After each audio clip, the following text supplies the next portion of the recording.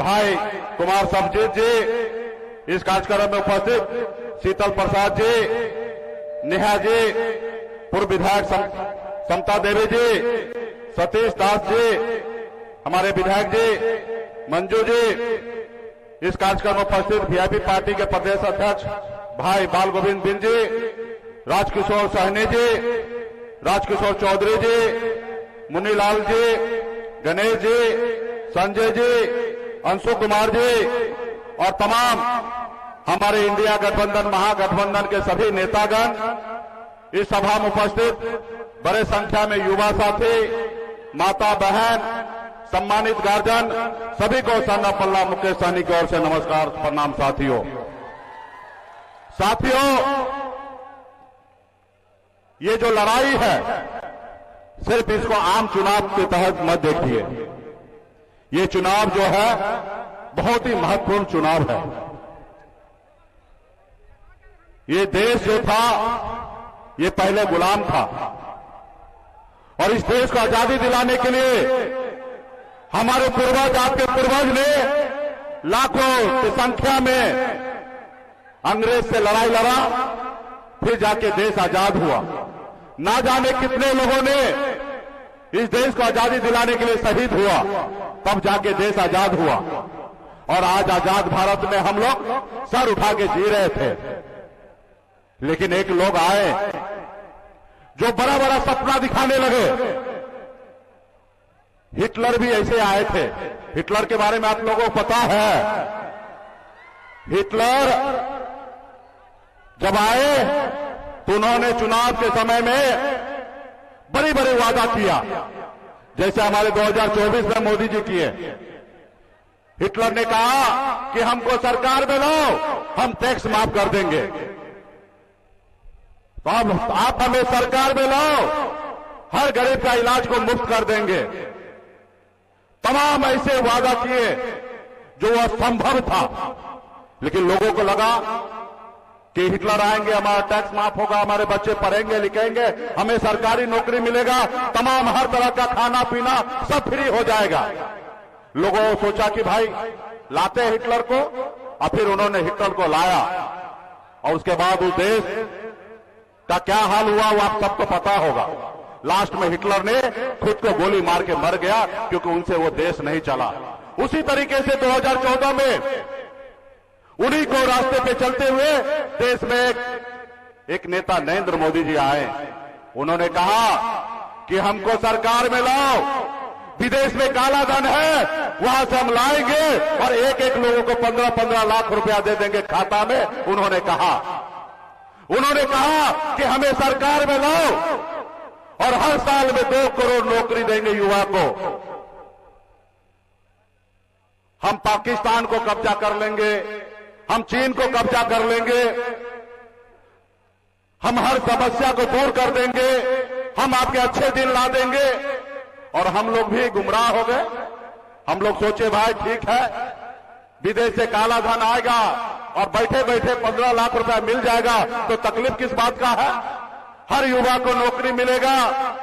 और हम लोग उसके झांसे में फंस गए। और जब झांसे में फंस गए तो 2014 में मोदी जी आ गए। और हम आज तक इंतजार कर रहे हैं, शायद हमारे अच्छे दिन आएंगे। और अच्छे दिन का क्या परिणाम है आप देखिए। आज वो संविधान बदलने की बात कर रहा है। आज हमें हिंदू मुसलमान को आपस में धर्म के नाम पे लड़ाया जा रहा है। हमें धर्म के ऊपर बांटा जा रहा है, भाई भाई से लड़ाया जा रहा है। आज हम लोगों को कहां लाके रख दिया है। आज हमको इतना मजबूर कर दिया है कि हमारे गांव में लोगों को खाने के लिए कुछ नहीं है। उनको 5 किलो चावल मिलता है 1 महीने में। लोगों को लगता है कि यही विकास है। तो इसलिए साथियों, हमारा देश जो है बहुत गलत आदमी के हाथों में चला गया है। इसके लिए लड़ाई लड़ना पड़ेगा, संघर्ष करना पड़ेगा। जैसे आपके पूर्वज ने देश को आजादी दिलाने के लिए लड़ाई लड़ा है, उसी तरीके से आपको भी लड़ाई लड़ना पड़ेगा साथियों। आज सबका अधिकार को हनन किया जा रहा है। आप बताइए, लोकतंत्र है, ये राजतंत्र के जैसे काम कर रहे हैं। 2-2 मुख्यमंत्री को जेल में डाल दिए। बताइए लोकतंत्र है। तो इसलिए साथियों, आपको लोकतंत्र को जिंदा रखना पड़ेगा। बाबा साहब भीमराव अंबेडकर ने हमें एक संविधान बना के दिया और उन्होंने कहा कि राजा का बेटा राजा नहीं बनेगा, जिसके पास वोट होगा वही व्यक्ति राज्य का मुख्यमंत्री और देश का प्रधानमंत्री बनेगा। लेकिन आज कौन लोग हैं, वो अपने हिसाब से नहीं चलते हैं। उसको नागपुर में जो कहा जाता है, नागपुर में पॉलिसी जो बनता है, वो देश में लागू करने की बात करता है। तो इसलिए साथियों, सामाजिक न्याय को मजबूत कीजिए। आपने देखा बीच में भाजपा के साथ सरकार था नीतीश जी का, जब नीतीश जी माननीय तेजस्वी प्रसाद जी के साथ आए तो क्या फायदा मिला? 5 लाख से अधिक युवा को नौकरी मिला, क्योंकि लालू जी का विचारधारा का सरकार था। जाति आधारित गणना हुआ, जब जाति आधारित गणना हुआ तो SC, ST, OBC सभी का आरक्षण का दायरा बढ़ाया गया कि नहीं बढ़ाया गया? साथियों, आप कल्पना कीजिए कि अगर भाजपा का सरकार होता तो क्या अति पिछड़ा का कोटा बढ़ता? नहीं बढ़ता। क्या SC, ST का कोटा बढ़ता? नहीं बढ़ता साथियों, नहीं बढ़ता। तो इसलिए मजबूती से लड़ाई लड़िए। वो लोग जो है वो हमारा कभी नहीं हो सकता है। आपने देखा 2020 में हम सरकार उनके साथ बनाए। एक गरीब पिछड़ा का बेटा, मल्ला का बेटा ने 4 विधायक बनाया। हम अगर समर्थन नहीं देते तो बिहार में नीतीश कुमार बिहार का मुख्यमंत्री नहीं बनते, लेकिन हमने समर्थन देकर उनको मुख्यमंत्री बनाया, अपने दम पर विधायक मंत्री बना, लेकिन उनको हजम नहीं हुआ। वो देखा कल तक जो मल्ला का बेटा हमारे पीछे पीछे घूमता था, हमारे पीछे पीछे गिड़गिड़ाता था, आज मालिक बन गया, आज मंत्री बन गया, विधायक बना लिया। इसको रोको। अगर नहीं रोकोगे तो आने वाले समय में लड़ाई लड़कर आज 11 सीट ले रहा है, कल 51 ले लेगा। उसको मुकेश सहनी से तकलीफ नहीं था, उनको निषाद समाज से तकलीफ था, उनको हक अधिकार नहीं देना चाहता, गरीब को गरीब पिछड़ा बना के रखना चाहता, उसको अपने सर उठा के जीने के लिए नहीं देना चाहता है साथियों। इसलिए आज हम लोग लड़ाई लड़ने के लिए लालू जी के विचारधारा के साथ आए हैं और मजबूती से लड़ाई लड़ना चाहते हैं। और यहां से मोदी जी को कहना चाहते हैं, मोदी जी अगर भाजपा अगर पहाड़ है तो सन ऑफ मल्ला भी दशरथ माझी है। जब तक तोड़ेंगे नहीं तब तक भाजपा को छोड़ेंगे नहीं साथियों, भाजपा को छोड़ेंगे नहीं। इनको सत्ता से बाहर करेंगे, सामाजिक न्याय आगे बढ़ेगा।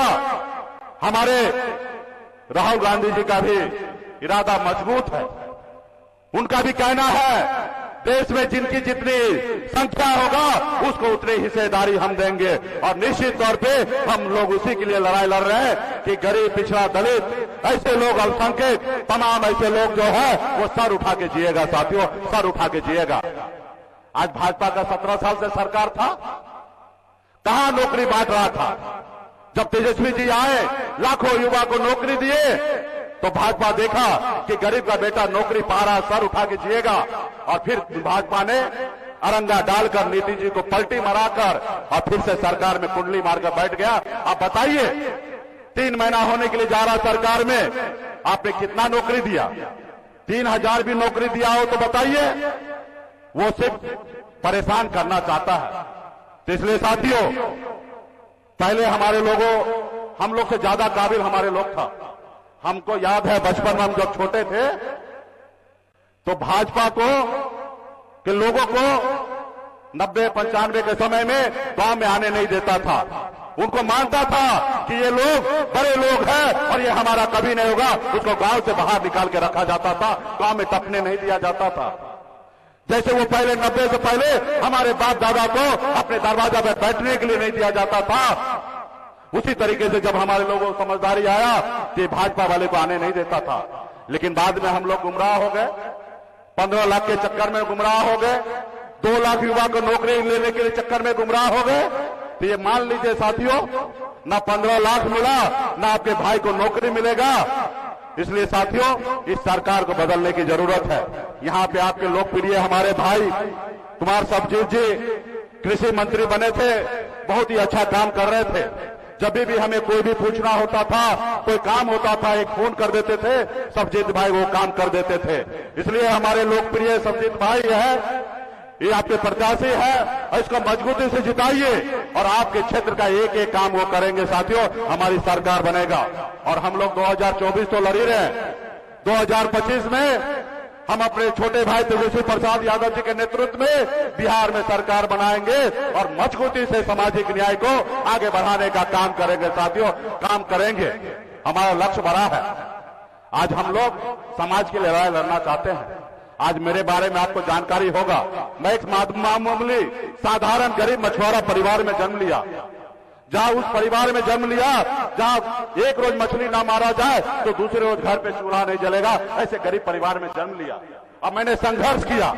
18 साल की उम्र में गांव छोड़कर बंबई जैसे शहर चला गया, 900 रुपया महीने पे नौकरी किया, संघर्ष किया, एक बेहतर जिंदगी जीने लगा। हजारों लोग हमारे अंदर में काम करते थे और फिर मैंने आके बिहार में देखा कि हमारे लोग बहुत पीछे हैं। लोग चांद पे घर बनाने के लिए सोच रहा है, लेकिन आज भी हमारे लोगों के लिए इस धरती पर रहने के लिए घर नहीं है।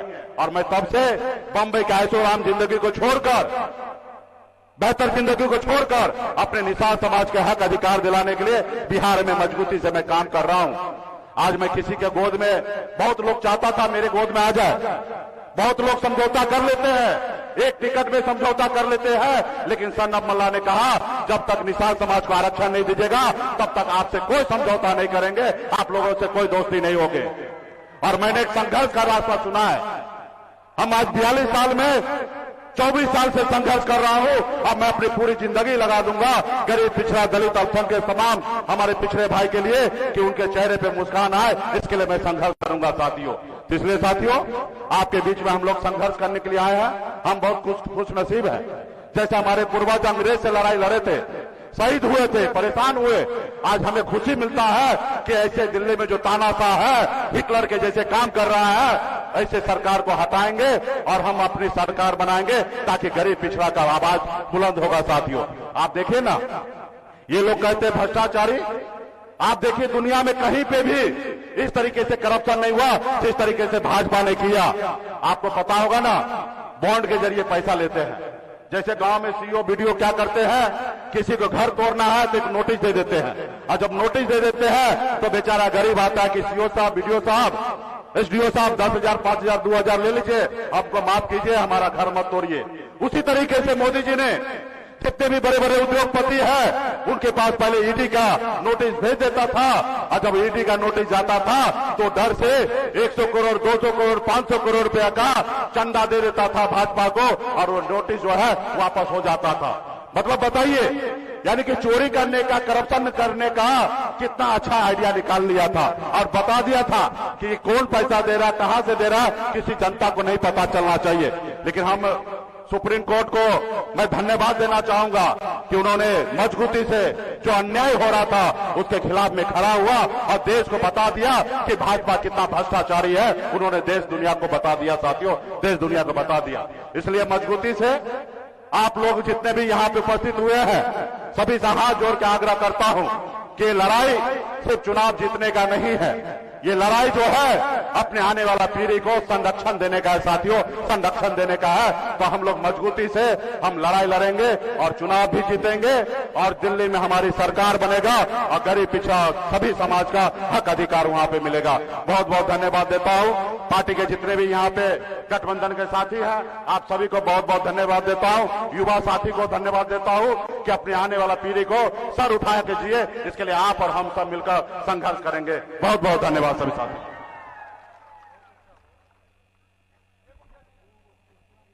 मैं बिहार के साथ युवा के जान माननीय प्रतिपक्ष के नेता तेजस्वी प्रसाद यादव जी से गुजारिश करता हूं कि आए और जो है राष्ट्रीय जनता दल के वरिष्ठ युवा, वरिष्ठ नागरिक को संबोधित करें। तेजस्वी प्रसाद यादव जिंदाबाद, तेजस्वी प्रसाद यादव जिंदाबाद।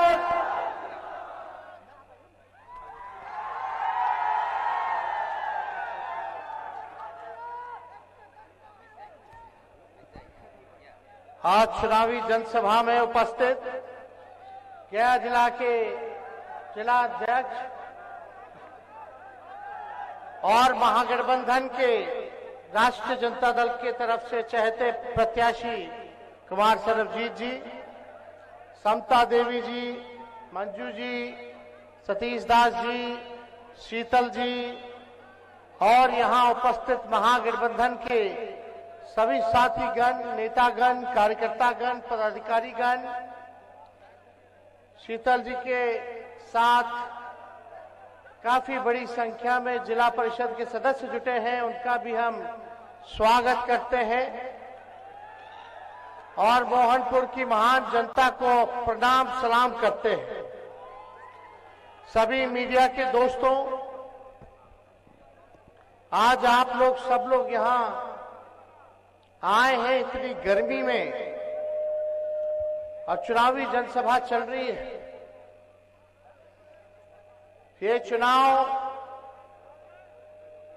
कोई मोदी जी का चुनाव नहीं है, बल्कि मुद्दे का चुनाव होना चाहिए। और हमारे नजर में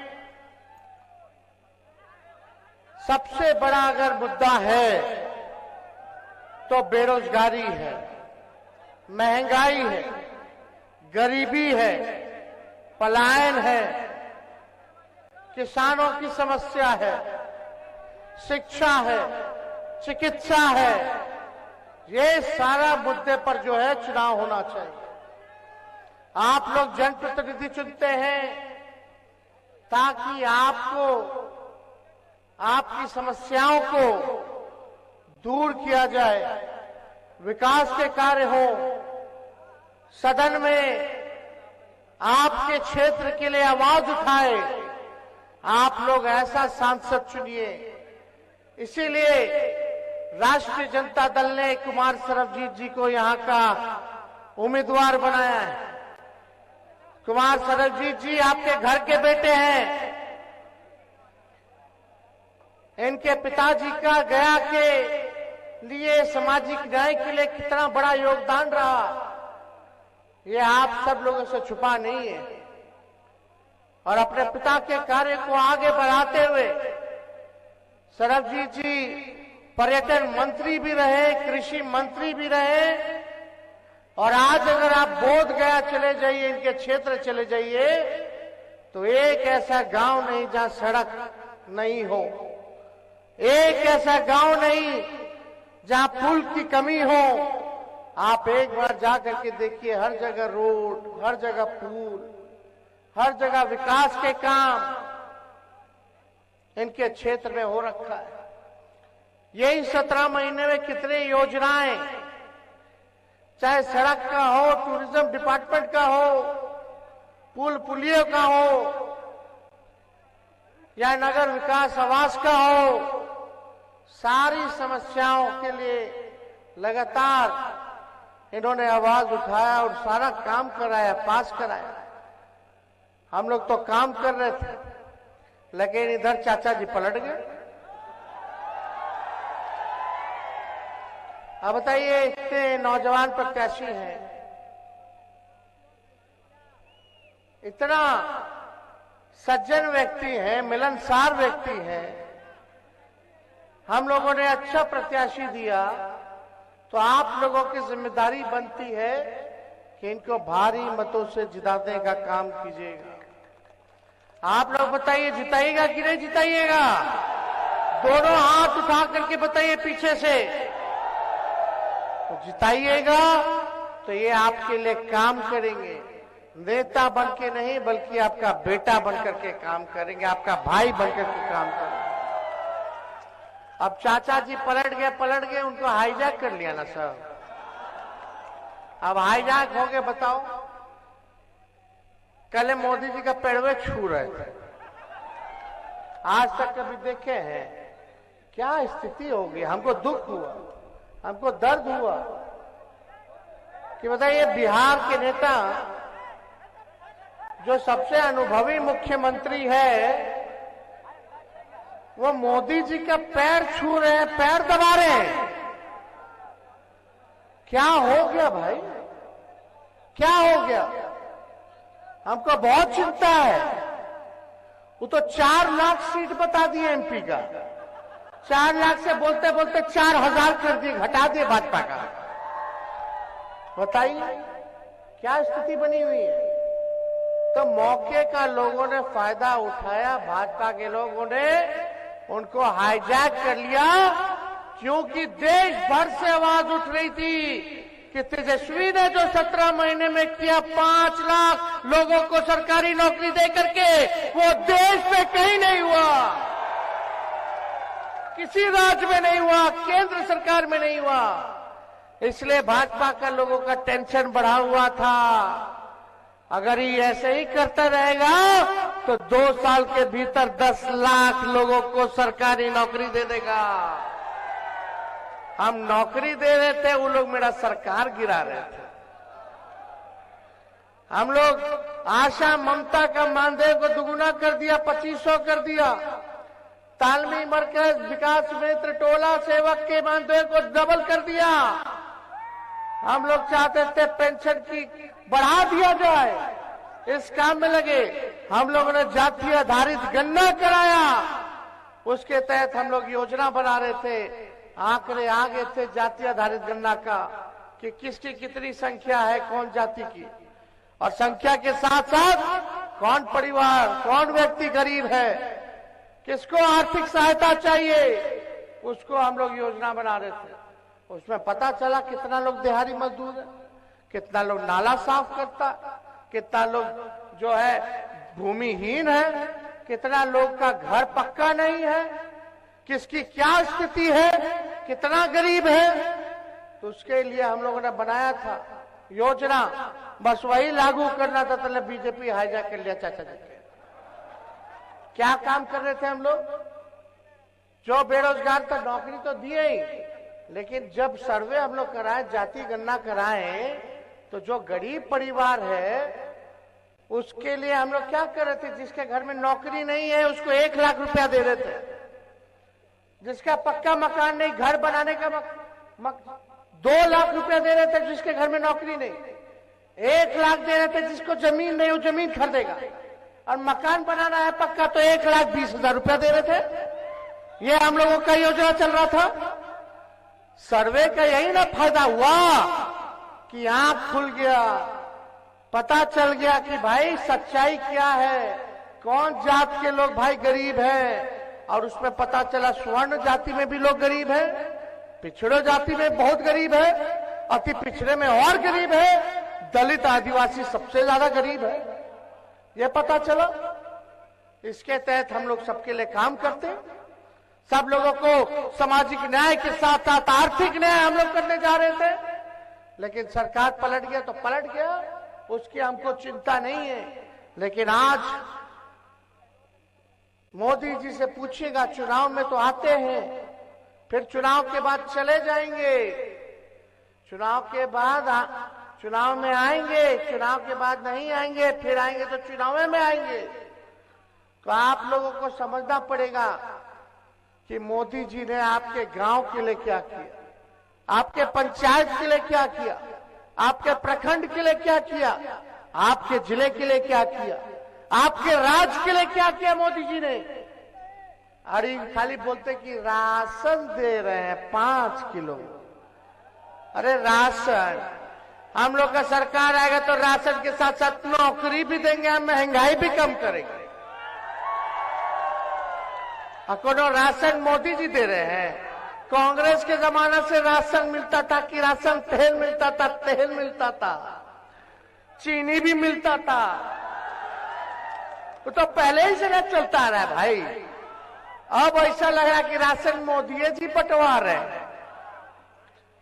अब देखिए, भर गया घूमिएगा, देखिए मांझी जी के प्रति हमारा बड़ा सम्मान है, बुजुर्ग है, लेकिन भर गया में घूमिएगा और भाजपा के लोग से अगर पूछिएगा ना तो बोलेगा नीमन कैंडिडेट नहीं मिला, समझे। और भाजपा का लोग बोलेगा छोड़ो, कैंडिडेट को क्या देना है, ऊपर देख करके वोट देना है। ऊपर वाले मतलब मोदी जी को वोट दे करके वोट देना है। अरे मोदी जी ने बिहार को विशेष राज्य का दर्जा नहीं दिया। कितना चीनी मिल खुलवाना था वो नहीं खुलवाए, पलायन नहीं रोके, बिहार को स्पेशल पैकेज नहीं दिया। कम से कम अच्छा कैंडिडेट तो दे देते ताकि गया के लिए आवाज उठाता। तो जो ऊपर देख रहे हैं जो भाजपा के लोग, तो मोदी जी नीचे नहीं देखते हैं, मोदी जी गरीब को नहीं देखते हैं, मोदी जी भी ऊपरे वाला को देखते हैं, पूंजीपतिये के देखते हैं, अमीरे के देखते हैं। हर कोई लालू यादव है। तो आप सब लोग जानिए, पहचानिए कि कौन झूठ बोल रहा। कुछ दिन पहले मोदी जी क्या बोलते थे नीतीश जी के बारे में कि डीएनए खराब है। मुख्यमंत्री जी कोई महिला पे टिप्पणी हो गया था विधानसभा में, तो मध्य प्रदेश के चुनाव में मोदी जी बोलते थे मुख्यमंत्री जी कितना गिरिएगा, कितना गिरिएगा। और आज बड़े अच्छे हो गए, निमन हो गए भाई नीतीश जी। यही नीतीश जी क्या कहते थे, हम मर जाएंगे, मिट जाएंगे, लेकिन भाजपा में नहीं जाएंगे, मिट्टी में मिल जाएंगे, भाजपा में नहीं जाएंगे। पहले हमको कहते थे कि यही ना आगे देखेगा, नौजवान है, नौजवानों को रोजगार दे रहा है, अच्छा काम कर रहा है। और आज बोलती बंद है सबकी। तो खैर इस पे ज्यादा टिप्पा टिप्पणी नहीं करना।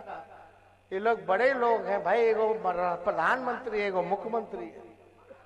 लेकिन भाई हम यहाँ आए इसलिए कि आपकी आवाज को बुलंद करें, आपसे अपील करने आए कि लगातार एनडीए का 17 साल से बिहार में डबल इंजन की सरकार है, 10 साल से मोदी जी प्रधानमंत्री हैं, कई बीजेपी के विधायक रहे, कई लोग यहां एमपी लगातार जीत के जाते रहे एनडीए के, ऊपर से नीचे एनडीए के लोग भरे हुए हैं।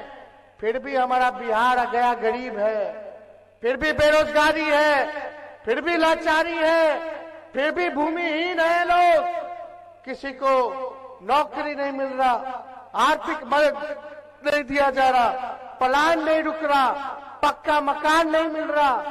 तो कैसे चलेगा? सब तो उन्हीं लोगों का है ऊपर से नीचे, तब काहे नहीं काम हो रहा? ये पूछिएगा अपने आप से। जब तक अच्छा प्रतिनिधि नहीं बनेगा तब तक आपका गांव, आपका जिला, आपका प्रदेश आगे नहीं बढ़ेगा, ये बात समझिएगा। मेरे मानने से सरबजीत जी से अच्छा उम्मीदवार और प्रत्याशी पूरे गया में नहीं होगा जो ये काम करके आप लोगों को दिखाने का काम करेंगे। लोग बोलते हैं कि देश का देखो चुनाव है, हम उन लोगों से पूछना चाहते हैं कि जब गांव का विकास नहीं, आपके जिला का विकास नहीं, आपके राज्य का विकास नहीं, तो देश का कैसे विकास हो जाएगा? गांव से देश बनता है, गांव से ब्लॉक बनता है, ब्लॉकों से विधानसभा बनेगा, जिला बनेगा, जिला के बाद राज्य बनता है और राज्यों से ही देश बनता है। तो जब तक हमारा गांव नहीं विकास करेगा, हमारा पंचायत विकास नहीं करेगा, हमारा जिला का विकास नहीं होगा, तब तक आपके देश का विकास नहीं हो सकता है। इसलिए आपको अच्छा ईमानदार प्रतिनिधि चुनना पड़ेगा और आप लोगों को चिंता करने की जरूरत नहीं है। हम लोग हर जगह हम लोग घूमने का काम कर रहे हैं। लोग तरह तरह की बातें बोलते, मोदी जी आते तो हम ही लोगों को गड़िया रहे हैं। मोदी जी एक बार बोले कि आएंगे तो क्या करेंगे? महंगाई कम करेंगे? नहीं। गैस का कितना कीमत हो गया? 1000 से पार, 1200। आप देखिए उसको कम करेंगे कि नहीं करेंगे, इसके बारे में बात किए? नहीं किए। महंगाई के बारे में क्या चीज के बारे में बात कर रहे हैं? हम लोगों को बोल रहे खाली परिवारवादी है, परिवारवादी है। ये पहला फेज में कहां चुनाव है? औरंगाबाद में है, गया में है, नवादा में है और जमुई में है। जीतन राम मांझी जी परिवारवादी नहीं लग रहे, उनका बेटा और तो सब दलों के बना दिए। तब मोदी जी क्या बोलेंगे? नवादा में चले जाइए तो सीपी ठाकुर जी के बेटा विवेक ठाकुर के, औरंगाबाद चले जाइए तो सुशील कुमार किनके बेटे आप सब लोगों को पता है कि नहीं? और जमुई में चले जाइए तो चिराग जी के जीजा जी। मतलब वो सब नहीं माना, हमने बेकार जो नौकरी दिया 17 महीने में 5 लाख रुपए बेकार, और जो आज तक किसी और के वोट पे राज किया वो अच्छा। हम लोग काम करने वाले लोग यही बात बोलते हैं। जब ये बतवा याद दिलाए मोदी जी को तो 2 बार से बिहार आ रहे, भूल गए परिवारवाद का आरोप लगाना। भ्रष्टाचारी बोल रहे, रेलवे को बेच दिए, सारा देश की संपत्ति को बेच दिए, सेल को बेच दिए, जहाज को बेच दिए, एयरपोर्ट को बेच दिए, पोर्ट को बेच दिए, क्या क्या नहीं बेचे सबको पता है। लालू जी को बोलते हैं भ्रष्टाचारी। लालू जी ने रेलवे मंत्री रहते हुए 90,000 करोड़ का मुनाफा रेलवे को दिया था। हर बजट में भाड़ा कम करते थे। बता प्लेटफॉर्म का टिकट कितना था पहले लालू जी के समय में, आप कितना है? पहले 3 रुपया था, इनके टाइम में 50 रुपया हो गया। और ट्रेन का टिकट कितना गुना बढ़ गया बताइए। और हर बजट में कम करते थे लोग, हर बजट में बढ़ा रहा है पैसा। गरीब कैसे सफर करेगा? सफर करने वाला तो ट्रेन है ना है गरीब का। बताइए, कूली लोग को परमानेंट कर दिया, देश भर के कूली लोग को लालू जी ने। कहार भाइयों के लिए कुल्हड़ चालू करवा दिया, कुल्हड़ में चाय पियो ताकि उन लोगों का रोजी रोटी चलता रहे, आर्थिक स्थिति ठीक रहे। बिहार को 3 कारखाना दिया लालू जी ने। और बात करते हैं कि लालू जी ने क्या किया। आप तो रेल बेच दिए ना। पहले रेलवे का अलग से बजट आता था, पता ही नहीं चलता है कि कहां बजट गया। याद है कि नहीं? इन लोगों का केवल काम है आरोप लगाना। अरे लालू जी तो सोचते थे गरीब रथ चालू करके ताकि स्लीपर में ना बैठे, एसीओ में गरीब बैठ जाए। ऐसा गरीब रथ चालू किया था लालू जी। तब इतना काम किया। बात करते हैं विदेश के लोग, हार्वर्ड से लेके एनसीआर के लोग, विदेश के सबसे बड़ा बड़ा यूनिवर्सिटी का छात्र सब आके पढ़ता था और लालू जी को मैनेजमेंट गुरु कहता था। ये सब बात का प्रचार नहीं करेंगे। यहाँ कुछ मीडिया के लोग हैं, बीजेपी माइंडसेट के कुछ लोग हैं, सब नहीं लेकिन कुछ लोग हैं। एक तरफा मोदी जी समुद्र में डुबकी लगाएंगे, कारपेट लगा के बैठ के द्वारका चले जाएंगे तो दिन रात वही दिखाएगा।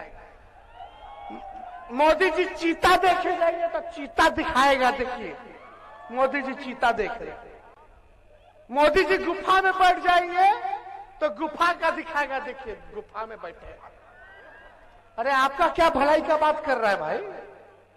कौन सा भलाई का बात कर रहा है? कभी एक बार इन लोगों से पूछो गरीबी के बारे में। मोदी जी इंटरव्यू देते तो अक्षय कुमार को देते हैं। अक्षय कुमार पूछता मोदी जी आप आम कैसे खाते हैं? अभी बिल गेट्स को बुला करके इंटरव्यू दे रहे हैं। अरे गरीबों से मिलिए ना, सवाल लीजिए।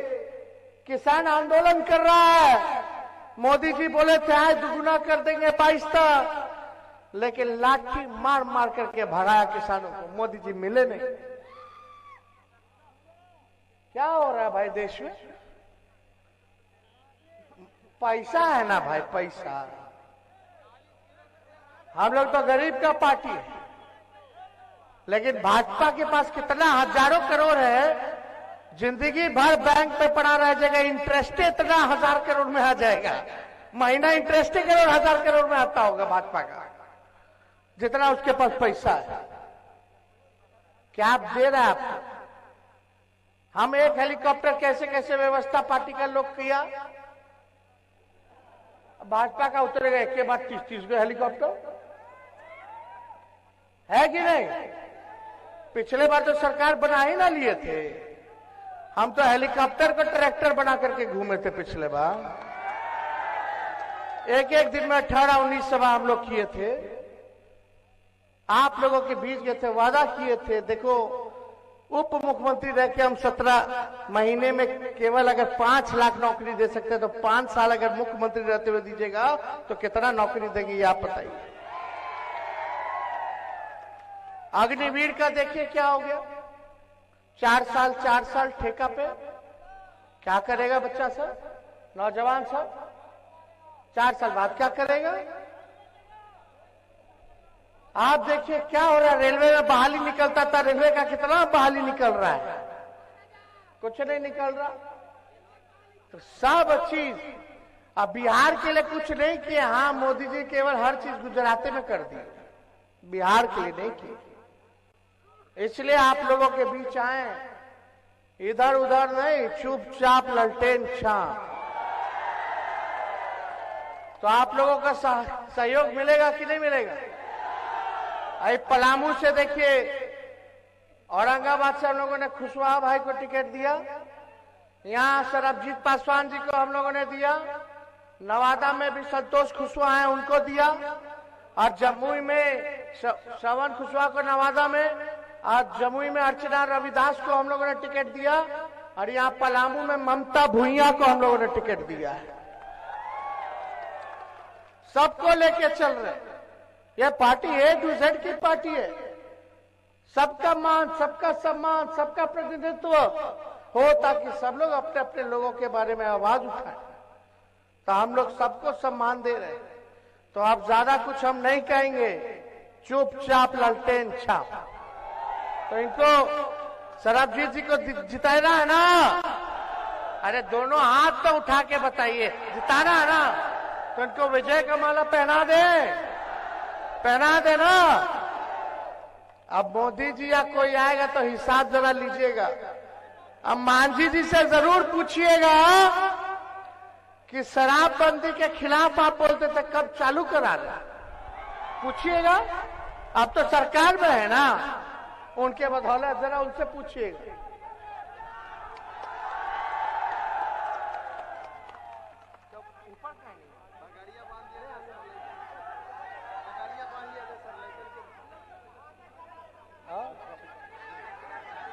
हो गए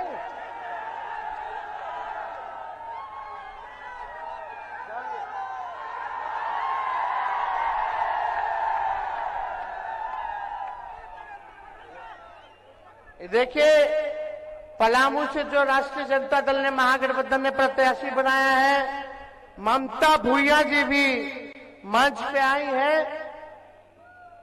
प्रणाम कर लीजिए सबको। ममता जी, ममता भुइया जी को जो भी आप लोग हितई नितई संबंधी दोस्त यार अगर होगा पलामू में, तो वहां भी लालटेन को जलाना है और ममता भुइया जी को जिताना है। आप सब लोगों का बहुत बहुत धन्यवाद।